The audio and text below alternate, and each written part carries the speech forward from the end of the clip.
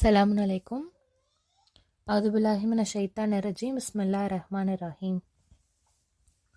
இன்ஷால்லா இன்னைக்கு பார்க்க போகிற சப்மிட்டர்ஸ் பர்ஸ்பெக்டிவ் ஆர்டிக்கல் மே 2021 edition titled ego hinders appreciation.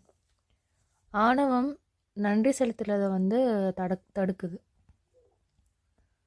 சூரா 30 வசனம் 50. பிஸ்மில்லாஹிர் ரஹ்மானிர் ரஹீம். கடவுளின் தொடர் கருணையையும் மேலும் இறந்து போன நிலத்தை அவர் எவ்வாறு உயிர்ப்பிக்கின்றார் என்பதையும் நீங்கள் போற்றிட வேண்டும். நிச்சயமாக அதை போலவே இறந்தவர்களை அவர் உயிர் தெழுப்புவார். அவர் சர்வ சக்தி உடையவர்.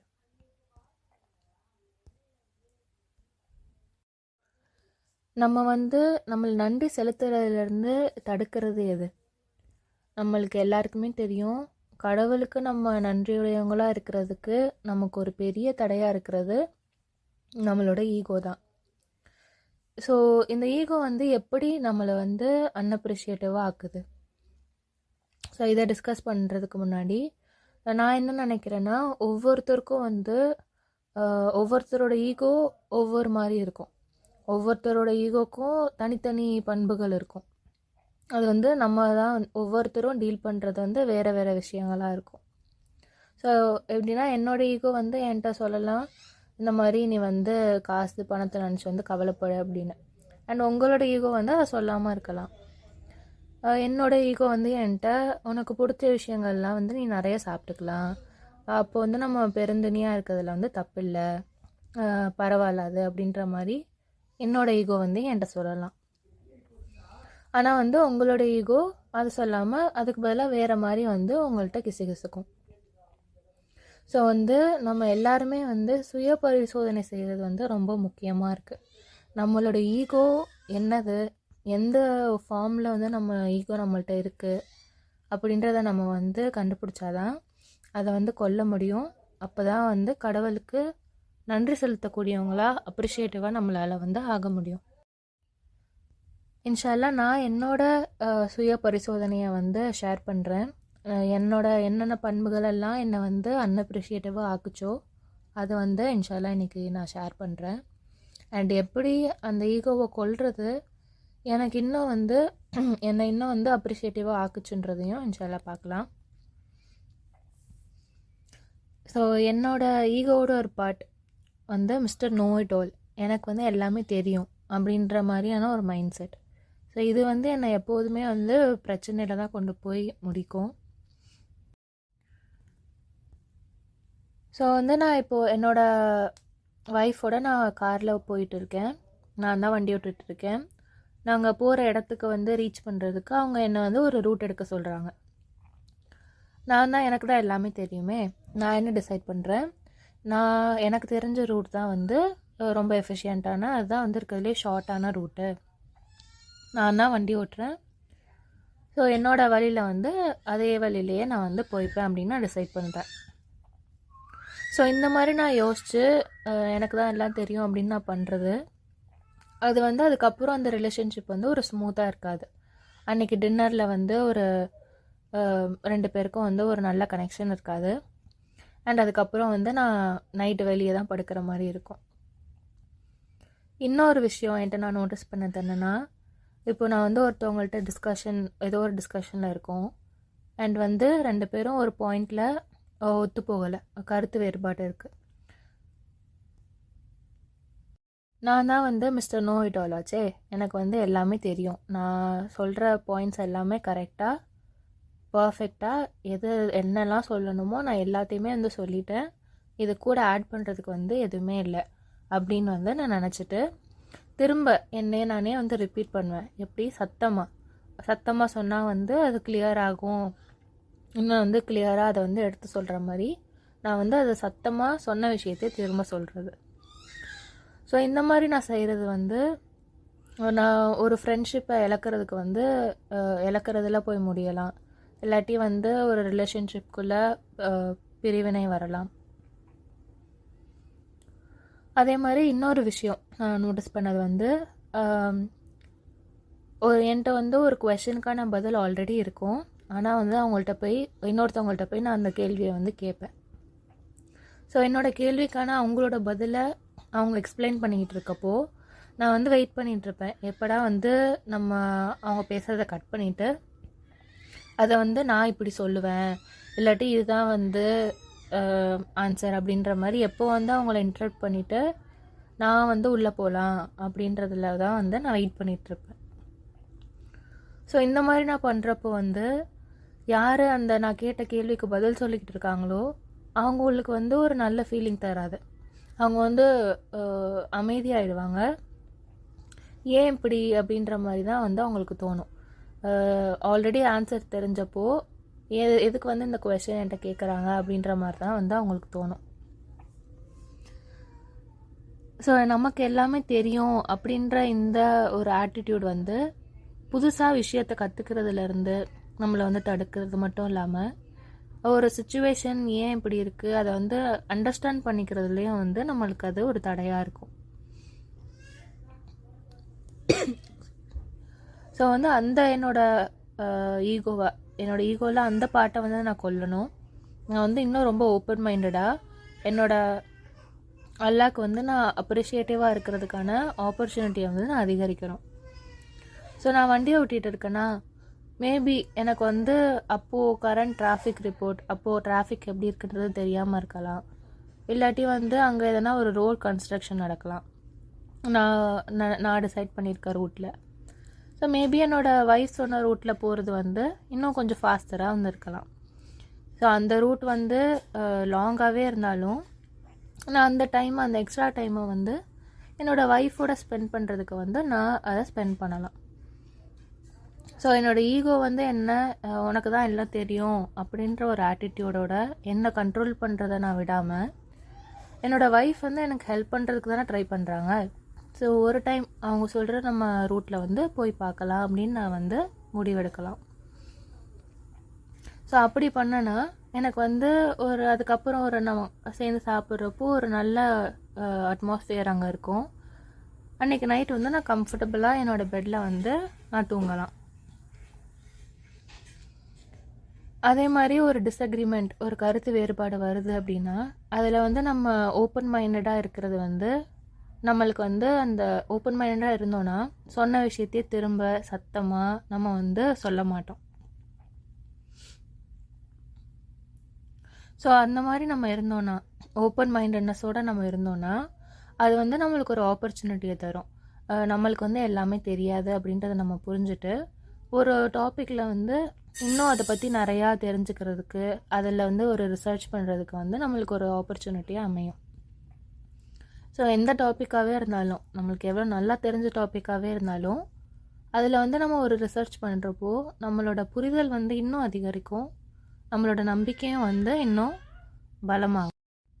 ஸோ அது என்கிட்ட வந்து ஒரு கேட்கப்பட்ட கேள்வி, நிறைய பேர் இந்த கேள்வியை வந்து கேட்டிருப்போம்.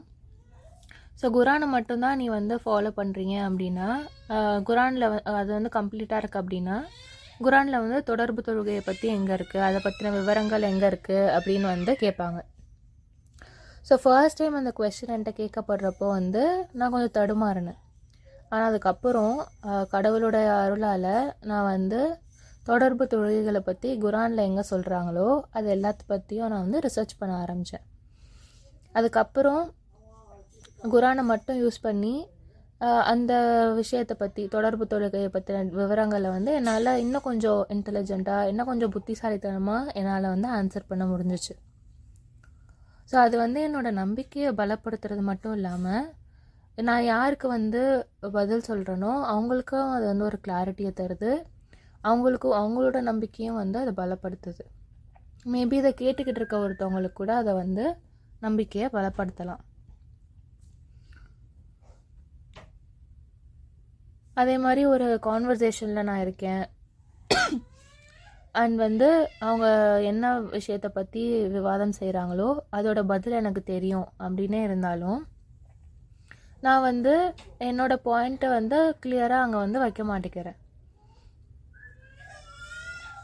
ஸோ வந்து அவங்களுக்கு வந்து என்னோடய பாயிண்ட், நான் சொல்கிற விதம் புரியலை அப்படின்றத வந்து நான் அக்செப்ட் பண்ணி அப்படின்ற ஒரு ஓப்பன் மைண்டட்னஸோடு நான் இருந்தேன் அப்படின்னா அது வந்து என்னோடய பொறுமையை அதிகரிக்கும்.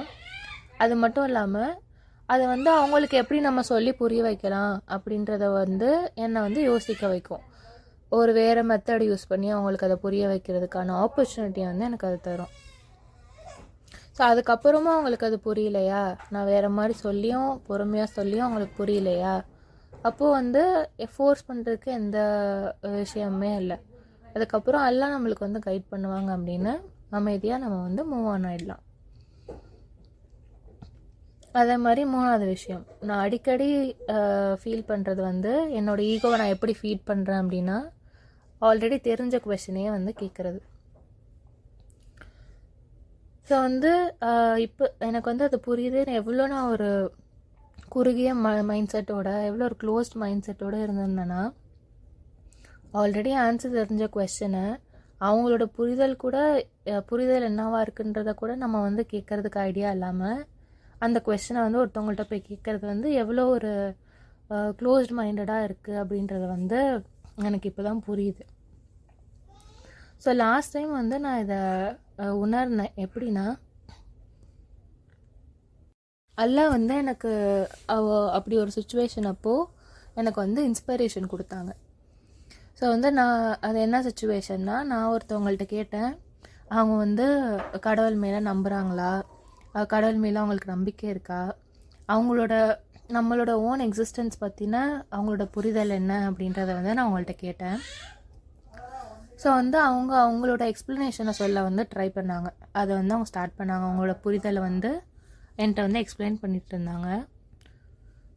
அவங்க பேசி ஆரம்பித்த ஒரு நிமிஷம் இருக்கும். அதுக்குள்ளே என்னாச்சுன்னா, இன்னொருத்தவங்க வந்து அவங்க பேசுகிறத கட் பண்ணிவிட்டு அவங்களோட நம்பிக்கையை பற்றி சொல்ல ஆரம்பிச்சிட்டாங்க.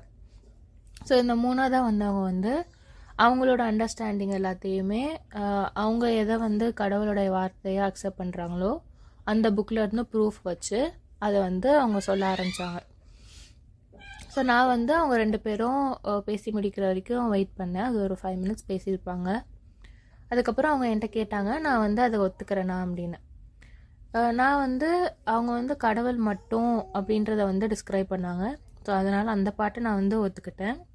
அண்ட் வந்து குரானை வச்சு நான் அதை வந்து ஜஸ்டிஃபை பண்ணேன். ஸோ வந்து அப்போ தான் எனக்கு புரிஞ்சுது, இப்போது நான் யார்கிட்ட கொஸ்டின் கேட்டேனோ அவங்க வந்து குரானை கடவுளோட வார்த்தையை அவங்க வந்து அக்செப்ட் பண்ணல. ஸோ வந்து அவங்க குரானையே அக்செப்ட் பண்ணாதப்போ அதில் போய் நீங்கள் வந்து இந்த சாப்டரில் இந்த வேர்ஸ் வந்து பாருங்கள், அப்போ வந்து உங்களுக்கு இந்த புரிதல் நான் ஏன் இதை சொல்கிறேன்றது வந்து நல்லா புரியும் அப்படின்றத சொல்கிறதுல வந்து எந்த பயனுமே இல்லை. ஸோ வந்து இந்த மாதிரி இருக்கிறவங்கள்ட்ட நம்ம வந்து அவங்கள உண்மையின் பால் நம்ம அழைக்கணும் அப்படின்னு நம்ம வந்து நினச்சோம் அப்படின்னா, அவங்கள்ட்ட வந்து கடவுளை வந்து அவங்க எப்படி புரிஞ்சு வச்சுருக்காங்க, கடவுள்னா யார் அவங்களுக்கு அப்படின்றத பற்றி வந்து நம்ம கேட்கலாம். அண்ட் வந்து அவங்களோட சொந்த எக்ஸிஸ்டன்ஸை பற்றி, அவங்களோட இருப்பு பற்றி அவங்களோட புரிதல் என்ன அப்படின்றத கேட்டு அங்கேருந்து தான் நம்ம வந்து ஸ்டார்ட் பண்ணணும். ஸோ இந்த மாதிரி ஒரு சுச்சுவேஷனில் அந்த நான் கொஷின் கேட்டவங்களும் 3ஆவதாக வந்தவங்களும் அவங்க வந்து எப்படி உங்களுக்கு நம்பிக்கையே இல்லாதப்போ அவங்க வந்து அவங்களோட ஸ்கிரிப்சரை வச்சு சொல்கிறாங்க அப்படின்றத பார்க்குறப்போ தான் எனக்கு வந்து நம்மளுக்கு எது தெரியுமோ நம்மளுக்கு தெரிஞ்ச ஆன்சரை வந்து அதே கேள்வியாக கேட்டு நம்மளுக்கு தெரிஞ்ச ஆன்சரை சொல்கிறது வந்து எவ்வளோ ஒரு பயனே இல்லாத ஒரு விஷயம் அப்படின்றது வந்து எனக்கு புரிஞ்சிச்சு.